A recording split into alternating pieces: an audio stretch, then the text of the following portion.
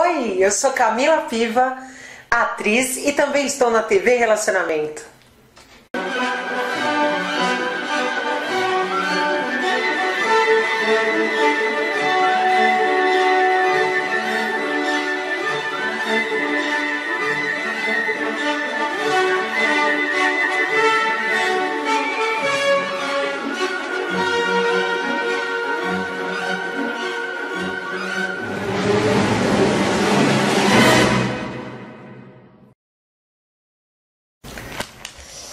Olá, internautas! Iniciamos mais um programa Quadrinhos para Quadrados e Redondos. E hoje nós vamos fazer um resgate de um determinado momento que vai me fazer muito bem, principalmente porque era um sonho meu ter entrevistado Eugênio Colonese, mas infelizmente não foi possível. Mas hoje, então, através de sua filha, a Lili Colonese, nós vamos bater um papo e resgatar essas memórias fantásticas do que o Eugênio representou, principalmente para as pessoas que leram os seus livros, os seus quadrinhos, um momento assim muito maravilhoso.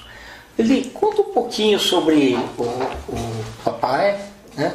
Onde que ele nasceu, tá? A grande maioria das pessoas sabem, mas eu quero falar, né, por você, tá? O momento que ele veio para o Brasil, tá? Por que ele veio? Então, começou tudo com a minha avó, né? A mãe do meu pai, a Clementina Colonese. E ela era brasileira, a única brasileira da família, né? Aí meu avô veio da Itália, se encantou com ela, tal, casaram aqui e foram para a Itália. Aí começou tudo lá. Meu pai nasceu na Itália e ficaram lá mais ou menos até uns 8, 9 anos, quando meu pai fez essa idade, e aí depois foram para Uruguai. E meu avô era meio nômade, né? Do Uruguai eles foram para a Argentina. E aí na Argentina meu pai, ele ingressou na editora Colômbia. Perfeito. Na época acho que ele deveria ter uns 19 para 20 anos. Mas nessa época ele já desenhava. Meu pai sempre começou a desenhar desde pequeno, né? E já tinha o dom, né? Sim. Desenhava tudo. E meu avô queria que ele fosse médico, né? Mas não teve como. Ele já desenhava bem, assim, bem de pequeno. E aí ele ingressou nessa editora Colômbia e fez muitas coisas lá, ficou um bom tempo lá, né? Até que ele namorou com a minha mãe, né? Lá na Argentina, e se casou lá. Por volta, acho que dos 22, 23 anos, mais ou menos. Sua mãe é que naturalidade? Então, foi na Argentina que meu pai conheceu minha mãe é argentina. Certo. Meu pai é italiano. Ok, certo? Perfeito. Aí eles casaram lá, né, tal, e aí logo em seguida nasceu a minha pessoa aqui, a Lili aqui. E aí meu pai continuou trabalhando na editora, mas ele fez um estúdio de artes dentro da nossa casa, que era em Castelar, né, província da Argentina, um bairro bem legal, inclusive a gente tem a casa ainda lá, essa casa que meu pai desenhou muitos anos lá. E eu pequena e tal, e ele trabalhava lá com o Talo, com o Oswaldo Talo. Oswaldo Talo, sim, perfeito. Já trabalhava com ele. Também, já trabalhava com ele lá, eu tinha o quê? Acho que meses, porque o Talo dizia ele que segurava eu no colo, porque eu queria ficar lá junto com eles, né? E eu tenho até umas fotos do Talo me segurando e tal, bem legal. Por isso também que eu considero o Talo como um tio, né? Que meu pai era filho único. Perfeito. Então meu tio, né? Eu considero ele bastante. E aí meu pai continuou um bom tempo, né, trabalhando nesse estúdio, conheceu o Rodolfo Zala. Isso, e eram os três, né, na verdade, sim, que eram amigos em comum e também tinham, assim, bastante afinidade com todo esse mundo dos quadrinhos, isso. Aí por volta de, eu não lembro a data agora, mas no documentário que o Baraldi fez, fala a data. É esse daqui. Fala a data de quando o Rodolfo Zala veio primeiro para o Brasil. Eu não me recordo porque era muito bebê, mas no documentário, quem tiver, dá para resgatar essa data. Ele veio primeiro para o Brasil e meu pai e o Oswaldo Talo queriam também. E acho que foi depois de um ano que meu pai arrumou as coisas tal e saiu da editora e veio para o Brasil. Vieram para São Paulo. Por quê? Porque São Paulo tinha toda essa gama de quadrinhos, que na época dos anos 60 era assim, era forte, os quadrinhos, né? Terror estava vendendo isso, bastante. né? O Mojica e tal, naquela época estava bombando e tal. Sim. E também tinha esse lance do Rodolfo ter ido primeiro. Então o que aconteceu? O Rodolfo, não, vem que tá bombando. Aí meu pai arrumou tudo, e também porque tinha minha bisavó, mãe da minha avó, que lá atrás, quando a minha avó foi pra Itália, Sim. minha bisavó não viu mais minha avó, né? A mãe do Eugênio. Puxa vida. Então juntou tudo útil ao agradável, e aí meu pai veio, por conta do Rodolfo Zala, que, né, não, vem, não sei o que, olha, tá bom o mercado, não sei o que. E aí meu pai veio, e veio também o Talo junto. Mas aí meu pai trouxe a família inteira, né? Trouxe minha mãe, eu já tinha minha irmã Mônica, que é do meio, Mônica Roxana Colonese, né? E também minha mãe veio grávida. Legal. De lá. Aí a Sandra Elizabeth nasceu aqui, um ano depois. Um ano não, 8 meses depois. Então foi isso, né? A vinda dele, né? Assim, da Argentina pra cá. Porque meu pai ficou muitos anos na Argentina. Então assim, na Itália foi pouco. Né? Até muita gente pensa que ele nasceu na... Não. Inclusive tem muita gente que fala, argentino sempre corrijo, né? Que ele viveu na Itália até os 9, 10 anos, foi para o Uruguai, ficou mais uns 8, 9 anos, e com 18 para 19, mais ou menos, ele foi para a Argentina. Foi aí que ele casou lá e ficaram para lá. Então assim, o pessoal confunde um pouco, né? Exato. Mas ficou também um tempo no Uruguai, um tempo na Argentina, né? Tá. E ele ilustrou aí muitos livros didáticos. Sim, também, sim, né? Na Saraiva. Exato. Na IBEP também. Sim, perfeito. Que eu me lembro. Traço Saraiva. bonito, inconfundível. Isso, né? O nanquim, né? Meu pai era mestre do nanquim. E também ficou muitos anos na Ática. Sim. Nos anos 70, eu não lembro bem o ano, mas era naquela época que a Ática era só... que ela era só... na verdade, eles faziam os livros para a faculdade. Isso. Que eram aqueles livros de... como chama esses livros? Que o Anderson fazia, era aquelas apostilas, lembrei. Sim. Então meu pai fazia alguma coisa para essas apostilas, e aí o Anderson, o dono da Ática, convidou meu pai para fazer a parte de literatura. Né? E a Ática não era ainda uma editora de livros, né? Como é hoje e como foi, né? Nos anos 70. Né? Naquela época era só apostilas, e era uma coisa assim que estava surgindo naquela época. Então meu pai ajudou ele a levantar o nome da Ática, e ficou até diretor de artes, né? Por muitos anos. E aí, bom, a história da Ática é um capítulo à parte, né? Se você quiser que eu continue, eu continuo. Mas aí, se você quiser me perguntar alguma coisa... Porque a história da Ática é um pouquinho mais longa. Acabou indo para a Ebal também, né? Editora brasileira. Não, e junto, né? Paralelamente, ele ia para a Ebal. Ele ia. Fez ele ia aquela porque edição maravilhosa. Isso, porque se eu não me lembro como é que ele chamava... ele era judeu, o dono da Ebal. Adolfo Eisner. Adolfo Eisner, isso. Então, nessa época, meu pai ia muito para o Rio de Janeiro. Eles adoravam as coisas que meu pai fazia. Meu pai fez aquela coletânea dos heróis, né? De chamada geral, né? Então, isso. Nossa, mas bombou. Também Dom Pedro, né? Isso, essas também. Né? Isso, Dom Pedro, aquele livro de inglês da Ática também, Sim. que na época fazia muito sucesso, porque era era um gibi. E as crianças, os adolescentes olhavam aquilo e eles falavam, nossa, não tô vendo um livro, tô vendo um gibi. Exato. E era, nossa, era uma coisa assim maravilhosa, né? E o pessoal gostava. Aí a história do Brasil também foi em gibi. Sim, exato. Geografia ativa também foi. Exato. Tudo partiu para isso, né? E ele era muito rápido, né? Fazia o esboço e para a arte final era muito rápido. Sim, inclusive até trabalhei com ele na época dos anos 80? Sim, 80. Porque eu era calígrafa. Também? Eu era calígrafa. Tá, eu ficava naquela parte de... letrista. Isso, eu fazia os livros didáticos, eu ia com a minha letra. Que bacana. E eu trabalhava também no fotolito, né? Então, tipo, a gente fazia a coloração dos vegetais, né? Porque assim... Você sentou na prancheta também? Sim, eu aprendi. Porque era assim, meu pai desenhava. Aí ia pro fotolito. O fotolito pedia para dar cor.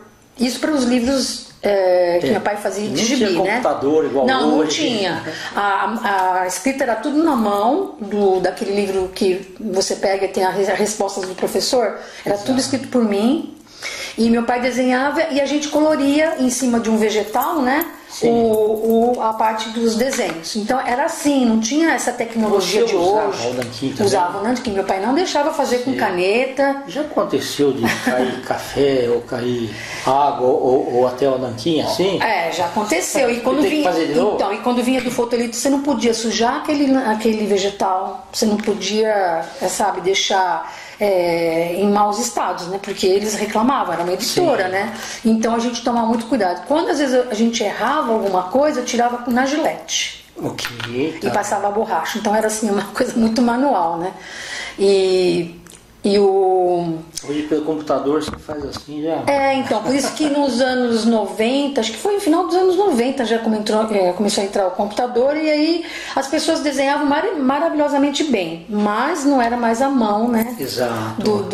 Da pessoa que fazia aquilo com aquele dom, isso, né? Exatamente. Era uma coisa assim que hoje em dia qualquer um desenha no computador, né? O software joga a cor que você sabe, então fica uma coisa maravilhosa, mas em termos de arte, aquela arte que meu pai fazia, nossa, não tem comentário. É verdade, sem dúvida. Sem comentários. E aí, junto com o Rodolfo Zala, fizeram aí o Mestres do Terror e o Calafrio. Isso, Calafrio, aí tinha o Combate. Sim, Combate. Aí fizeram histórias de guerra. Muitas revistas de combate que eu tenho até hoje. Eu até ia trazer, mas aí como foi uma coisa assim meio que corrida, eu tenho todos os acervos do meu pai, assim, na parte de combate, de histórias em quadrinhos, mas assim, eu tenho que tirar de um lugar meio difícil, que tá tudo guardadinho, então foi corrido hoje. Não, e ele era bem organizado, né, assim, com as apostilas, com o acervo, né? Sim, com os acervos sim, agora com as revistas que ele pesquisava para fazer as coisas, eram bolos, assim, de revistas, tudo que ele recortava as coisas que interessavam para ele pesquisar, sabe? Então, meu pai, além de tudo, ele era um pesquisador, né? Tinha que desenhar alguma coisa. Uma igreja do século XVIII. Ele tinha que pegar uma imagem qualquer e adaptar. E fazer do jeito dele, claro que ele não copiava, mas tinha que saber mais ou menos todas aquelas indicações, né? Então, meu pai era um colecionador das coisas. Então, ele vivia pesquisando e... Nossa, minha casa era cheia de revista disso. Também era difícil, quer ver? Eu lembro, uma vez eu estava conversando com o Rodolfo Zala, ele falou assim, olha, eu ligo para o Eugênio e falo assim, olha, você tem que fazer uma história aqui, mas tem que ser das 6 páginas, porque para encaixar certinho na revista, quer dizer, você faz um pouquinho a mais, já não dá, um pouquinho a menos você tem que... E ele tinha que estudar o roteiro, tinha que estudar a história como um todo, para ele colocar na cabeça e desenhar aquilo, porque não vinha nenhuma informação. Hoje em dia vem informação pelo computador, né? A pessoa manda todas as informações possíveis, a pessoa não precisa nem pesquisar. E tem o Google também tal que ajuda, mas naquela época não tinha, o pai tinha que pesquisar. Então era um trabalho assim, meio que, sabe, era bem ali, né? E meu pai trabalhou muito com Mojica, né? Nessa época ele trabalhou com Mojica, né? Nessa época dos anos 60, 70. Fez várias revistas do Mojica, que depois virou filme. Primeiro foi a revista, depois virou filme. E tenho até hoje esses originais, né? Que até não gosto de mexer muito porque é um acervo que a gente tem assim um carinho imenso, né? Exatamente. Porque naquela história da Ática lá atrás. A alma tá lá, né? Então, não quero interromper, mas a Ática ele perdeu muita coisa. Meu pai, ele perdeu muita coisa. E ficou lá na Ática mesmo. Então, porque a Ática, depois que o Anderson morreu, se eu não estou falando errado, foi nos anos 80. Ele morreu tal, e meu pai continuou. Só que quando os filhos herdaram a Ática, o meu pai não teve mais espaço. Aí entrou pessoas que queriam mudar as coisas, não sei o quê. No fim, o meu pai ficou doente por outros motivos, né? Teve que se ausentar um pouco por problemas de visão, né? Que você sabe. E quando ele voltou já não tinha mais o estúdio dele, já não tinha mais aquele local que ele viveu por mais de 20 anos na Ática. E aí foi um problema assim de depressão, etc, né? Então, e aí fomos, e a gente ia muito na Ática, tal, batia na porta, mas ninguém falava nada. E aí ficou muitos acervos, muitos. Uma vida toda dele naquele departamento, né? Então ele perdeu muita coisa. Então o que a gente tem hoje, voltando a história do acervo, a gente tem até medo de pegar na mão, porque a única coisa que a gente tem, são poucas as coisas. E que um dia eu também quero ver se eu faço, né, alguma coisa, um museu, uma exposição, para alguém que tenha, né, esse interesse, sim, né? Exato. Mas a gente trata com muito carinho, porque são poucas as coisas. Na internet tem bastante, mas o bom é você pegar ali, né? Exatamente. Você pegar o original e olhar, né, aquelas aguadas que ele fazia, sim, em nanquim, né? Nossa, era maravilhoso. Você que conviveu mais de perto com ele, o momento maior de inspiração dele era de dia, não? Às vezes ficava madrugadas também. Olha, meu pai desenhava 24 horas.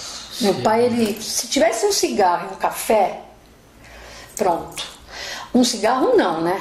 Ele acendia um, já estava com o outro aqui, era um atrás do outro, e 2 cinzeiros na prancheta, e fumando e desenhando e tal. Tanto é que ele morreu por causa do cigarro, né? Sim. Poderia estar vivo ainda hoje, né?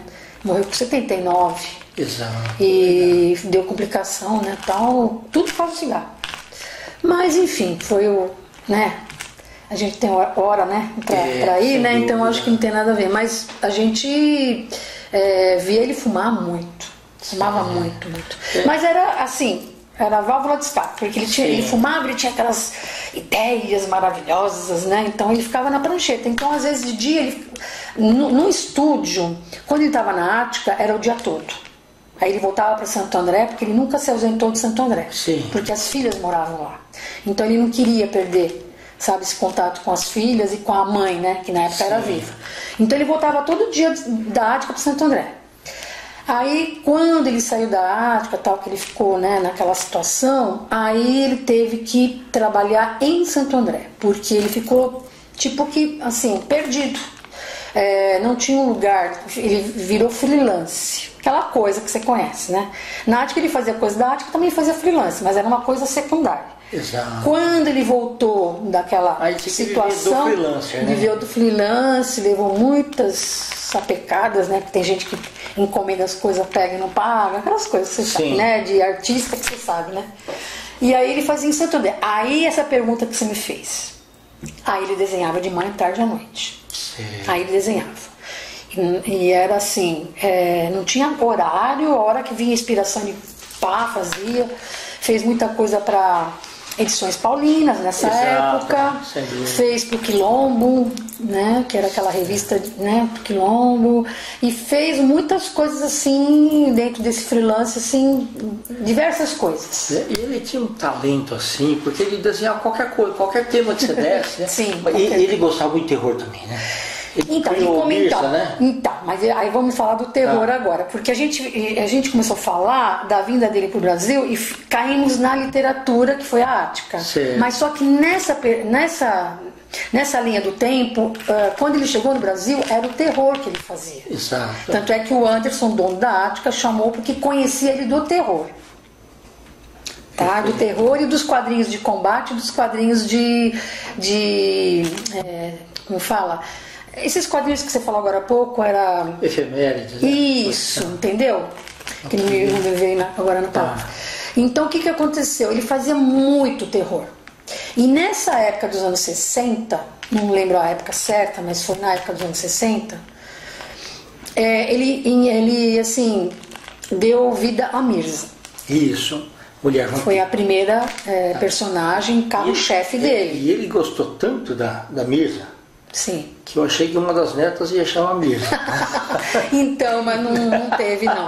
Não teve. Mas a Mirza foi um personagem, assim, carro-chefe, desde o dia que ele fez a Mirza até hoje. Exato. Porque a Mirza teve um tempo dos anos 60 até os anos 70 e tralalá, aí parou.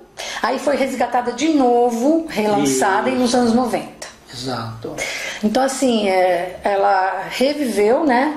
E foi assim, top, né? Porque todo mundo que gosta dos quadrinhos e gosta do terror, nossa.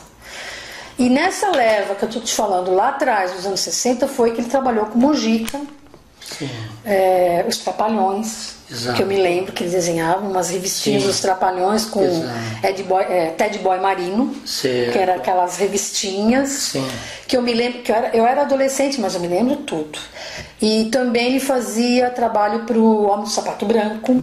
Exato. Também umas revistas que saíram. Também tamanho grande. Sim, nossa, tudo em nanquim. Você tem noção, um trabalho assim maravilhoso. Não sei de quantas laudas que era aquelas revistas maravilhosas. E também pro Zé do Caixão e tal. E quem tá faltando? O Beto Carreiro. Ok, tá certo. Também ele fez. Sim. E o Beto Carreiro, aquele logotipo dele no chicote lá no cavalo, foi meu pai que inventou aquele logo dele, subindo no cavalo e dando aquele chicote, né?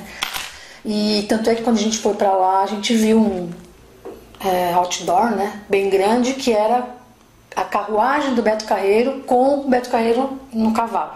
Meu pai desenhou aquilo, tem até hoje o original daquilo, daquela carruagem com eles. Sim. Porque era o logotipo para fazer aquela cidade do Beto Carreiro. Sim. Tem até hoje. Isso foi nos anos 80. Ó, eu tô lembrando todos os anos, hein? Porque eu era adolescente, marca, né? Marca. E depois que eu cheguei nos 19, fui trabalhar com ele. Então, a gente tem tudo, né, na mente, né? A gente uma alegria grande você estar junto com aquele talento inigualável. Meu pai teve muita gente boa mesmo, que assim, a equipe foi legal, né? Eu me lembro do Valdir, né? Você lembra do Valdir? Sim, lembro. Da Marise, você lembra da Marise? Então eu vou falar aqui porque a gente... Marise Zanotto, né? Ela fazia também, fotolito, era Pestap, lembrei. Sim. Ela fazia o Pestap, o Valdir desenhava e o Talo também desenhava e o Zé Roberto, você lembra do Zé Roberto? Não, fazia Pestap, ele era o chefe do Pestap. Pestap é aquela arte que a gente pega os quadrinhos desenhados pelo Eugênio Colonese ou pelo Valdir ou pelo Talo, você recorta e coloca dentro do boneco. O boneco é uma revista com os lugares certos para você colocar os desenhos e a parte escrita. Isso, então você faz o Pestap, naquela época era assim, era muito legal. Sim. Hoje em dia é tudo diagramado diferente, né? Mas naquela época era muito legal. Você tinha o boneco, vinha da... Deixar as margens. vinha da produção boneco, né? Da diagramação. Sim. E a gente tinha que colocar as imagens de acordo com o roteiro no local onde estava aqueles que era direcionado o desenho. E embaixo a redação, né? Sim. Que depois ia para a parte de como fala, de que os professores viam se tinha erro, como é que era revisão ortográfica, que também eu entrava nessa, né? Se eu escrevia alguma coisa errada, fazia arte final, né? Isso. E o fotolito era isso especificamente. A parte da Marisa era fazer isso, né? E o Zé Roberto era chefe da parte de foto, porque era uma equipe, né? Meu pai tinha uma equipe. Exato. Ele ficou acho que 20 e poucos anos lá, e ele era o diretor de artes, e essa galera era demais, né? E tinha a Maria Aparecida Rodrigues, que também era desenhista, né? E depois, foi mulher do meu pai, né? Sim. E eu me dava muito bem com ela desenhava muito bem também, e era a nossa equipe. Então a gente era muito unida, era uma família. E foi nesse estúdio da Ática, né, que depois a Ática sumiu com as coisas, né? Imagina só, né? Você tem um monte de acervo, um monte de, os móveis, todas as pranchetas, tudo que você possa imaginar dentro de um departamento de artes, sumir do dia pra noite, né? Sim. Mas, enfim, ele teve que superar isso, né? Estou lembrando assim um pouquinho de cada coisa, tá, gente? Desculpa. Qual que é a melhor lembrança que você tem do Eugênio? Meu pai olha, eu tenho várias lembranças, mas assim, o mais legal, assim, ele era muito culto, né? Inclusive quando ele estava internado no hospital, eu fiquei muitos dias com ele, né? E dormia lá e tal. E eu fazia palavra cruzada junto com ele. Pois ele tinha uma cultura, mas ele sabia tudo de palavras cruzadas e coisas assim que eu nem sabia, a gente vai aprendendo, né? Exato. Coisas que você nem sabe, ele sabia. E no dia a dia, né, a gente percebia que ele tinha muito conhecimento. Meu pai era muito eu vou até mostrar bem informado. os trabalhos aqui do Eugênio, né? Espetacular. Essa ele fez, o Franco fez essa chamada e relançou, são os desenhos do meu pai. E ele me pediu, né, o Franco de Rosa me pediu, eu falei, claro, o Franco é um querido, inclusive ele tinha que estar aqui hoje, né? Mas diz ele que estava com gripe, então, né, tudo bem. Viu, Franco? Na próxima você tem que estar com a gente. Então, e o Franco é um grande amigo, né? Sempre trabalhou com meu pai, sempre ajudou. E meu pai sempre, depois, naquela época que ele começou com o freelance, foi o Franco que deu uma força, né? Porque ele se viu mas com um talento desse realmente E uma outra coisa também que eu queria falar, né? Sem você me perguntar. Você viu a Mirza? Deixa eu abrir mais aqui. Isso. O Talo Gozado, né? Ele era muito amigo do meu pai. Sempre foi. Sim. Eles não ficavam sem se falar. Depois que meu pai foi para Santo André, definitivo, fazer freelance, né? Tal, que já não tinha mais estudo da Ática. Pois eles não passavam um dia sem se falar. Era incrível. E todos os trabalhos que meu pai fez depois disso, como freelance, em casa, o Talo fazia o roteiro, o Talo desenhava. Eu não posso esquecer disso porque o Talo foi um parceiro, né? Sim. E também um tio, né? Que eu não tive por parte do meu pai, né? E assim, maravilhoso. Sempre foi parceiro do meu pai, mas era um irmão. Se falavam de manhã, à noite também se falavam. Era uma coisa assim maravilhosa. E, então tem que falar isso, né? Não posso esquecer. Então eu tô lembrando das coisas assim, no momento que eu vou lembrando, porque é muita informação. Mas que mais que você quer saber? Não, acho que tá bom. Assim, os internautas quiserem saber mais, né? Isso. É só o Baraldi fez aí esse solicitar para mim, né? Ou pro Baraldi, a gente manda. Não tem problema nenhum. Lili, você quer deixar teus contatos? Sim. Lili Colonese. O pessoal me conhece por Lili, né? E o Instagram também é Lili Colonese. Face também. Meu telefone para contatos é 11 9 7434 6907, né? E o e-mail é Liliana, com A no fim, Colonese, com 2 N's, @gmail.com. Tá bom? Ok. Internautas, então, com os agradecimentos à Lili, que proporcionaram com que a gente tivesse um pouquinho de resgate desse talentoso desenhista de 1000 facetas e uma mente criativa maravilhosa, Eugênio Colonese. Nós finalizamos mais um Quadrinhos para Quadrados Redondos. Grande abraço e até a próxima. Muito obrigada.